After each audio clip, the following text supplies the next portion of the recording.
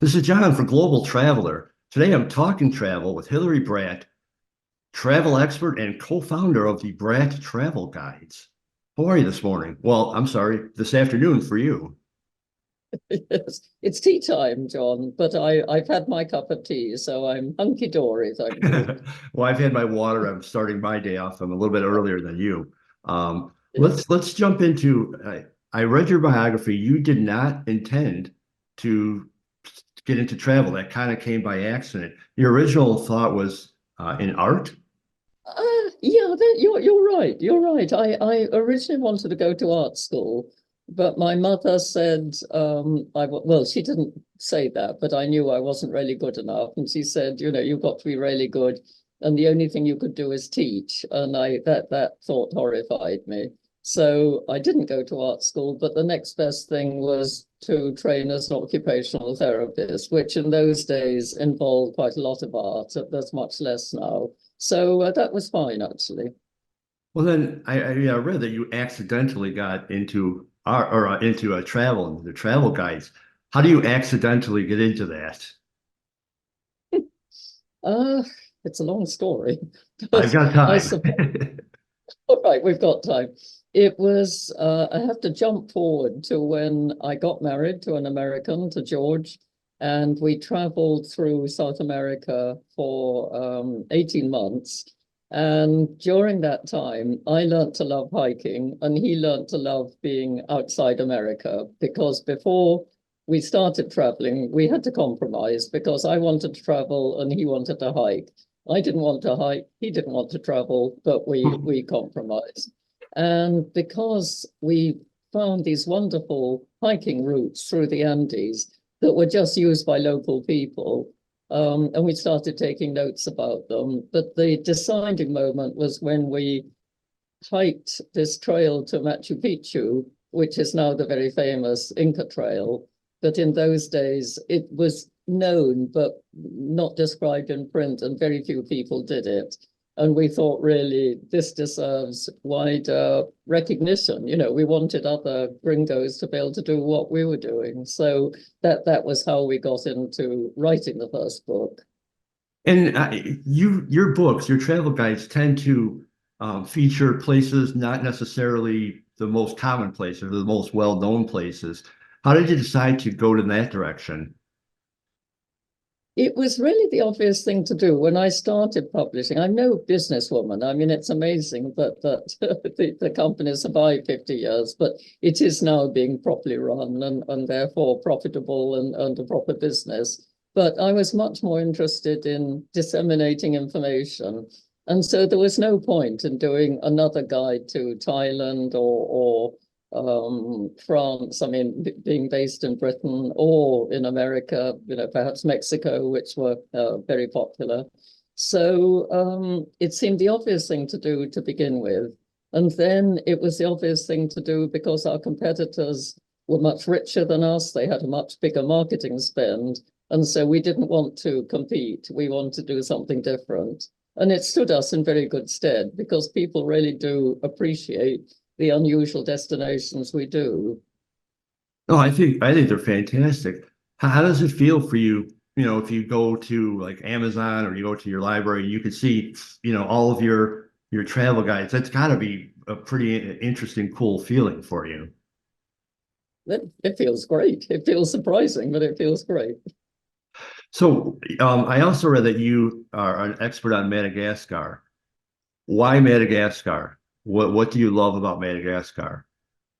So much of my life has been triggered by one event. I mean, the reason I went to South America was because I saw a play called The Royal Hunt of the Sun, which is about the Incas. And the reason I went to Madagascar was I went to a talk by a man who collected animals for zoos, which of course you don't do now, but was done in those days. And he'd been to Madagascar. I was living in Cape Town at the time. And I went to this talk and I was absolutely bowled over by the wildlife. I didn't know about lemurs and giant chameleons and so on. So George and I decided we must go to Madagascar on our way up through Africa because we're planning to travel from Cape Town up to Cairo. And so we did that. And I just fell in love with the place, started tour leading for an American company. And that got me there almost every year. So I've now been something like 30 times and I Wow. still love it. I never get tired of it. And you've been at pretty much everywhere all over the world. How do you pick your next destination? No, but you see, I haven't been pretty much everywhere. People assume I have. I haven't counted how many countries I've been to. It's that I do the countries in depth rather than just visiting briefly. So I know South America pretty well, and I know Africa pretty well, but I know very little of Asia. And there's plenty of Europe that I haven't seen yet.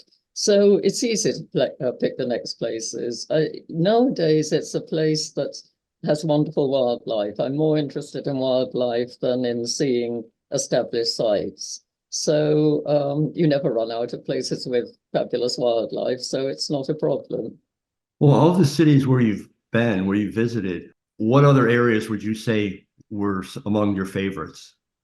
Africa is always wonderful. You know that it's amazing, it's exciting, it's sometimes frightening, but it's always special. But then so South America. I think looking back and writing this book made me relive a lot of old experiences from the 1970s.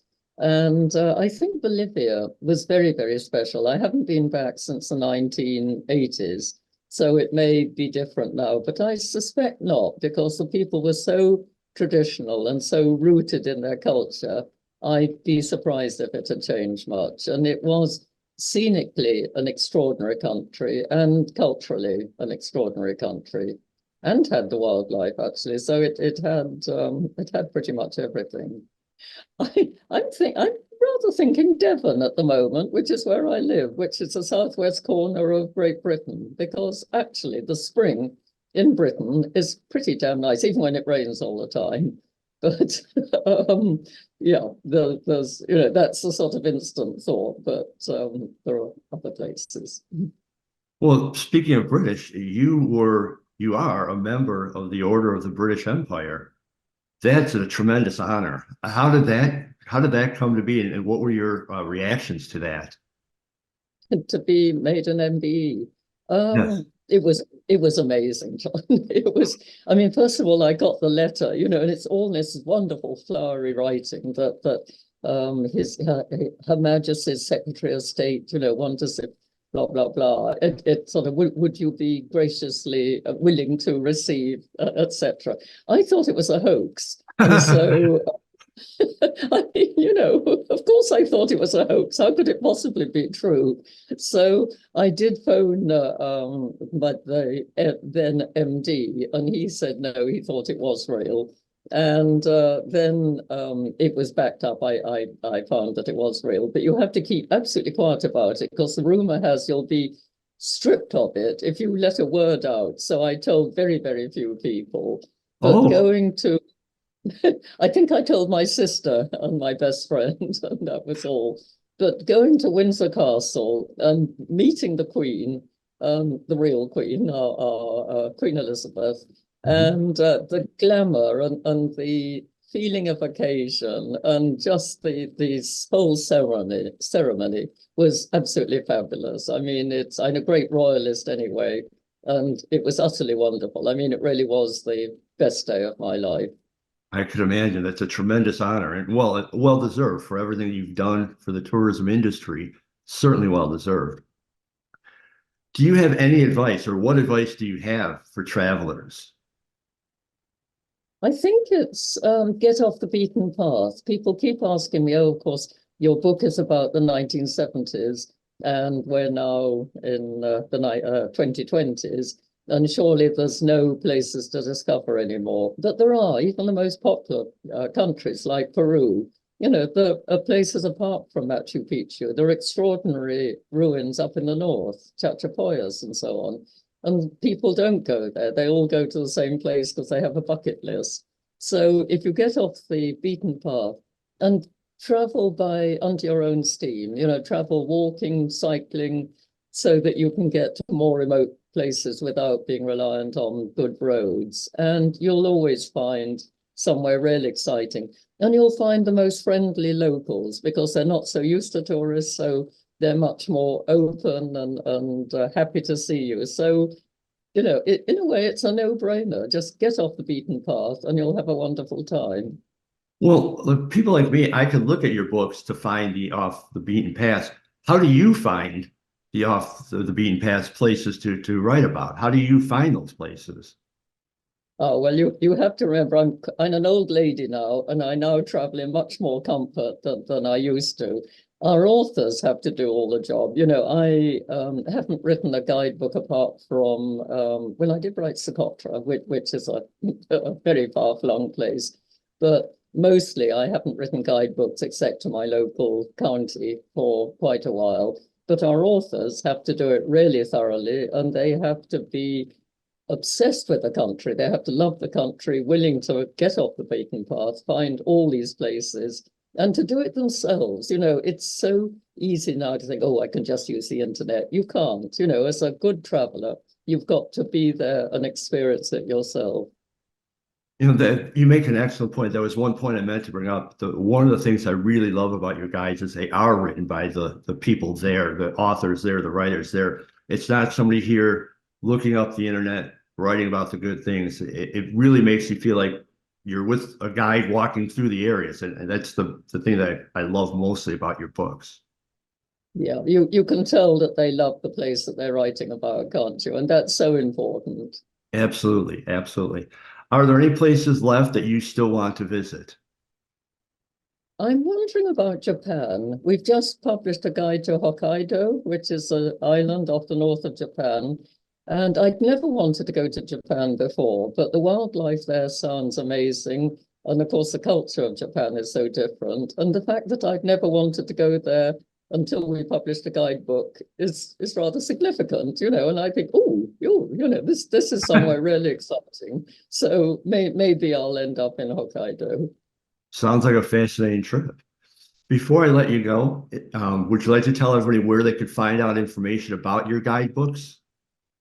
Now, well, on our website, so Bradt Guides, and you BRADT, BradGuides.com, and our website says pretty much everything. But we started the company first in America, so it really is a transatlantic. I mean, it's both sides of the Atlantic. So they should be in most bookshops. And I'm giving a talk in Miami at Books and Books on the 30th of May.